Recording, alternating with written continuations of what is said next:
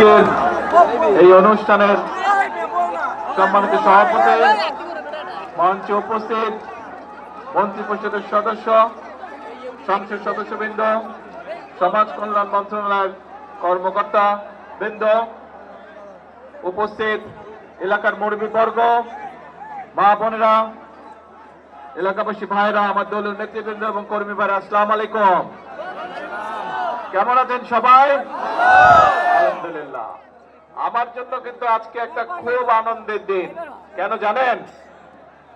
আজকে থেকে কয়েক মাস আগে যখন নির্বাচনের প্রথম প্রচার অভিযান শুরু হয়, আমি সিলেটের পবিত্র মাটি থেকে সেই প্রচার অভিযান কাজ শুরু করেছিলাম এবং সেই দিনে সিলেটের জনসভা শেষ করে আমি হবিগঞ্জে যখন জনসভা করছি, সেই সময় আমি হবিগঞ্জের জনসভার মঞ্চ থেকে বলেছিলাম যে বিএনপি যদি সরকার গঠন করতে সক্ষম হয় ইনশাল্লাহ, তাহলে আমরা আমাদের চা বাগান শ্রমিকে যে সকল মায়েরা কাজ করে তাদের জন্য আমরা ফ্যামিলি কার্ড দেব।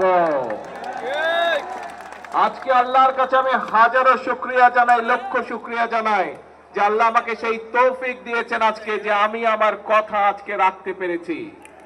আমি আজকে আমার সরকার যে কথা আমি দিয়েছিলাম, আমার সরকার আজকে চা বাগানের শ্রমিকদের যারা নারী শ্রমিক আছেন তাদের কাছে আমরা ফ্যামিলি কার্ড পৌঁছে দিয়েছি আজকে। হ্যাঁ, আমরা হয়তো আজকে সবাইকে দিতে পারিনি, কিন্তু ইনশাল্লাহ আগামী 1 বছরের মধ্যে আমরা প্রায় সকল নারী শ্রমিকের কাছে, চা বাগানের সকলের কাছে আমরা ফ্যামিলি কার্ড পৌঁছে দেব ইনশাল্লাহ।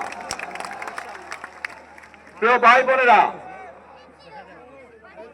বিগত 17 তারিখে, ফেব্রুয়ারি 12 তারিখের নির্বাচনে এই বাংলাদেশের মানুষ বাংলাদেশ জাতীয়তাবাদী দলকে নির্বাচিত করেছিল। কেন? কারণ আমরা সেই সময় মানুষকে বলেছিলাম যে আপনারা যদি আমাদেরকে নির্বাচিত করেন, আমরা জনগণের জন্য কাজ করব।